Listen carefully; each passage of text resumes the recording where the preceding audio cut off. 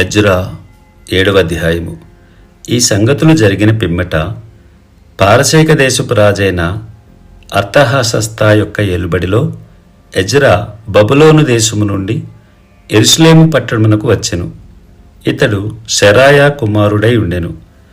సెరాయా అజర్యా కుమారుడు, అజర్యా హిల్కియా కుమారుడు, హిల్కియా షల్లూము కుమారుడు, షల్లూము సాదోకు కుమారుడు, సాదోకు అహీటూబు కుమారుడు, అహీటూబు అమర్యా కుమారుడు, అమర్యా అజర్యా కుమారుడు, అజర్యా మెరాయోతు కుమారుడు, మెరాయోతు జరహ్యా కుమారుడు, జరహ్యా ఉజ్జీ కుమారుడు, ఉజ్జీ బుక్కీ కుమారుడు, బుక్కీ అబీషువా కుమారుడు, అబీషువా ఫీనెహాసు కుమారుడు, ఫీనెహాసు ఎలియాజరు కుమారుడు, ఎలియాజరు ప్రధాన యాజకుడైన అహరోను కుమారుడు.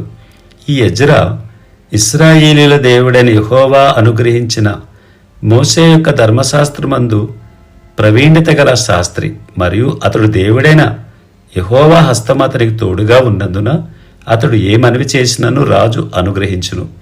మరియు రాజైన అర్తహషస్త ఏలుబడి యందు 7వ సంవత్సరమున ఇశ్రాయేలీయులు కొందరును, యాజకులు కొందరును, లేవీయులను, గాయకులను, ద్వారపాలకులను, నితీనీయులను బయలుదేరి యెరూషలేము పట్టణమునకు వచ్చిరి. రాజు ఏలుబడి యందు 7వ సంవత్సరము 5వ మాసమున ఎజ్రా యెరూషలేమునకు వచ్చెను. మొదటి నెల మొదటి దినమందు అతడు బబులోను దేశము నుండి బయలుదేరి తన దేవుని కరుణాహస్తము తనకు తోడుగా నున్నందున 5వ నెల మొదటి దినమున యెరూషలేమునకు చేరెను.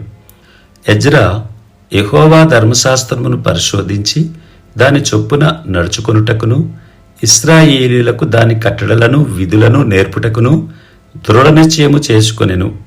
యెహోవా ఆజ్ఞల వాక్యముల యందును ఆయన ఇశ్రాయేలీయులకు విధించిన కట్టడల యందును శాస్త్రియు యాజకుడునైన ఎజ్రాకు రాజైన అర్తహషస్త ఇచ్చిన తాకీదు నకలు.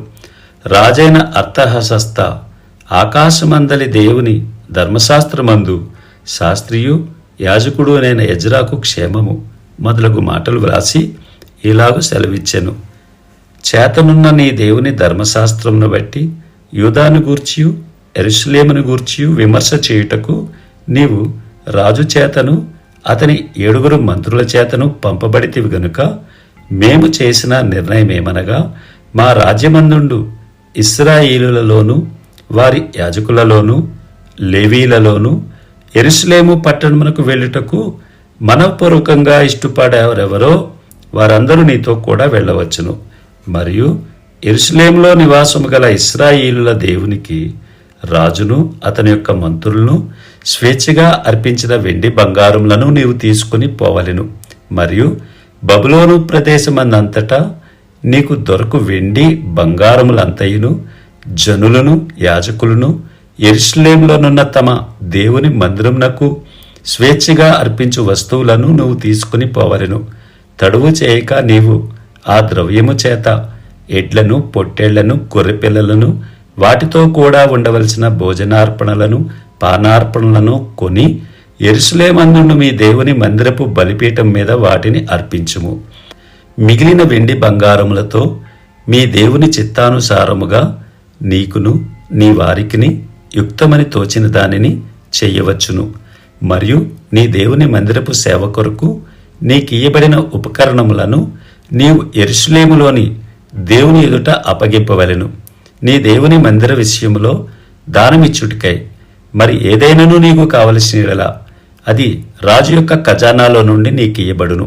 మరియు రాజునైన అర్తహషస్త అను నేనే నది అవతలనున్న ఖజానాదారులైన మీకు ఇచ్చు ఆజ్ఞ ఏదనగా, ఆకాశమందలి దేవుని ధర్మశాస్త్రములో శాస్త్రియు యాజకుడునైన ఎజ్రా మిమ్మును ఏదైనా అడిగిన యెడల ఆలస్యము కాకుండా మీరు దాన్ని చేయవలెను. 1000 తూముల గోధుమలు, 200 మణుగుల వెండి, 300 తూముల ద్రాక్షారసము, 300 తూముల నూనె, లెక్క లేకుండా ఉప్పును ఇయ్యవలెను. ఆకాశమందలి దేవుని చేత ఏది నిర్ణయమాయనో దాని ఆకాశమందలి దేవుని మందిరమునకు జాగ్రత్తగా చేయింపవలసినది. రాజు యొక్క రాజ్యం మీదికిని అతని కుమారుల మీదికిని కోపమెందుకు రావలెను?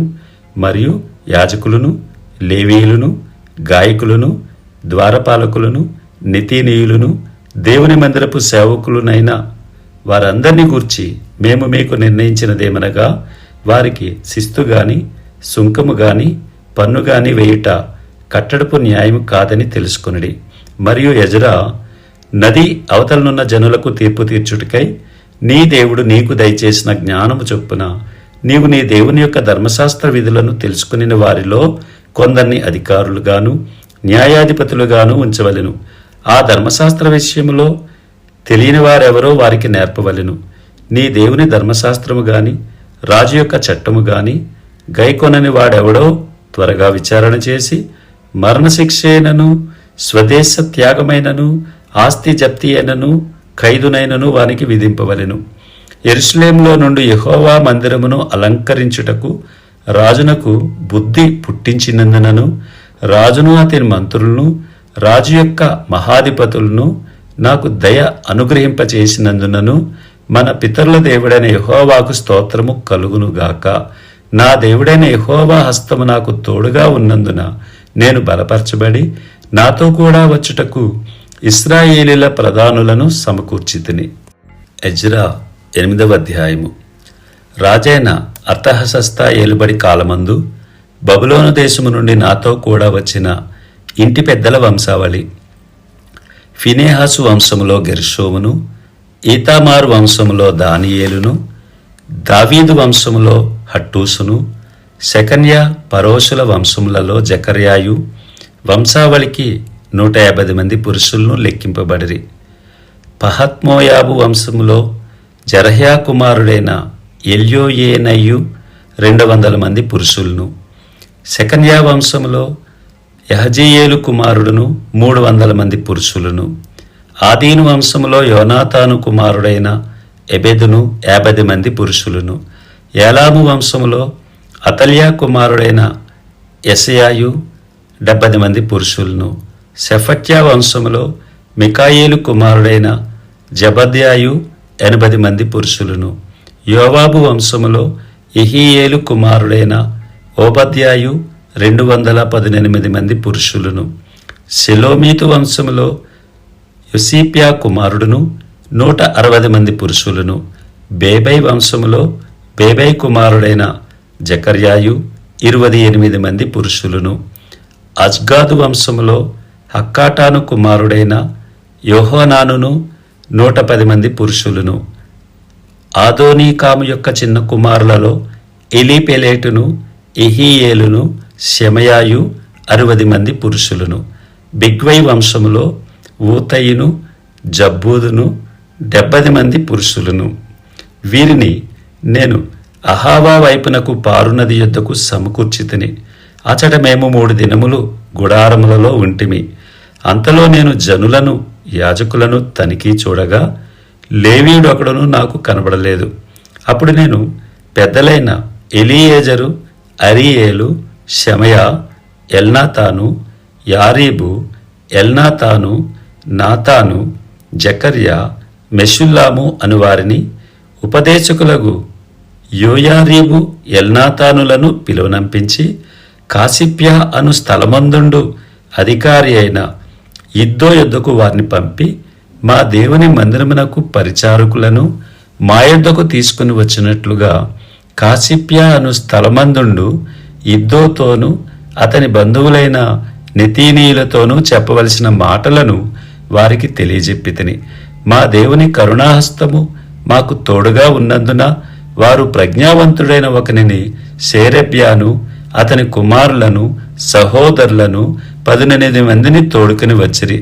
ఆ ప్రజ్ఞావంతుడు మహాలీ కుమారులలో ఒకడు. ఈ మహాలి ఇశ్రాయేలునకు పుట్టిన లేవీ వంశస్థుడు. హసబ్యాను, అతనితో కూడా మెరారీయుడగు యెషయాను, అతని బంధువులను, వారి కుమారులునైన 20 మందిని వారు తోడుకుని వచ్చిరి. మరియు లేవీయులు చేయవలసిన సేవలో తోడ్పడుటకై దావీదును అధిపతులను నిర్ణయించిన నెతీనీలలో 220 మంది వచ్చిరి. వీరందరినూ పేర్లు ఉదహరింపబడి నియమింపబడిన వారు.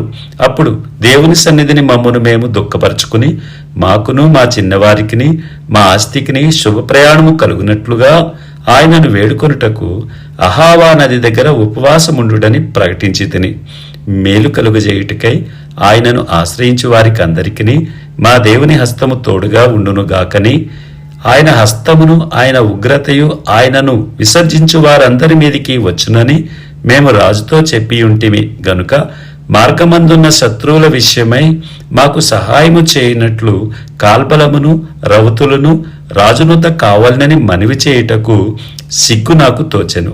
మేము ఉపవాసముండి ఆ సంగతిని బట్టి మా దేవుని వేడుకొనగా ఆయన మా మనవిని అంగీకరించెను. గనుక నేను యాజకుల్లో నుండి ప్రధానులైన 12 మందిని అనగా షేరేబ్యాను, హషబ్యాను వీరి బంధువులలో 10 మందిని ఏర్పరిచి మా దేవుని మందిరమును ప్రతిష్ఠించుట విషయంలో రాజును అతని మంత్రులను అధిపతులను అక్కడనున్న ఇశ్రాయేలులందరూ ప్రతిష్ఠించిన వెండి బంగారములను ఉపకరణములను తూచి వారికి అప్పగించి తిని 1300 మణుగుల వెండిని, 200 మణుగుల వెండి ఉపకరణములను, 200 మణుగుల బంగారమును, 7000 తులములు గల 20 బంగారపు గిన్నెలను, బంగారమంత వెలగల పరిశుద్ధమైన 2 రాగి పాత్రలను తూచి వారి చేతికి అప్పగించి, మీరు యెహోవాకు ప్రతిష్ఠింపబడిన వారు, పాత్రులను ప్రతిష్ఠితములైనవి. ఈ వెండి బంగారములను మీ పితరుల దేవుడైన యెహోవాకు స్వేచ్ఛార్పణలై ఉన్నవి. కాబట్టి మీరు యెరూషలేములో యెహోవా మందిరపు ఖజానా గదులలో యాజకుల యొక్కయు లేవీల యొక్కయు ఇశ్రాయేలు పెద్దల యొక్కయు ప్రధానులైన వారి ఎదుట వాటిని తూచి అప్పగించు వరకు వాటిని భద్రముగా ఉంచుడని వారితో చెప్పితిని. కాబట్టి యాజకులను లేవీలను వాటి ఎత్తు ఎంతో తెలుసుకుని యెరూషలేములోనున్న మన దేవుని మందిరమునకు కొనిపోవుటికై ఆ వెండి బంగారములను పాత్రలను తీసుకునిరి. మేము మొదటి నెల 12వ దినమందు యెరూషలేమునకు వచ్చుటికై అహావా నది నుండి బయలుదేరగా మా దేవుని హస్తము మాకు తోడుగా నుండి శత్రువుల చేతిలో నుండి మార్గమందు పొంచియున్న వారి చేతిలో నుండి మమ్మను తప్పించినందున మేము యెరూషలేమునకు వచ్చి 3 దినములు అక్కడ బస చేసితిమి. 4వ దినమున వెండి బంగారములను పాత్రలను మా దేవుని మందిరమందు యాజకుడైన ఊరియా కుమారుడైన మెరేమోతు చేత తూనిక వేయబడెను.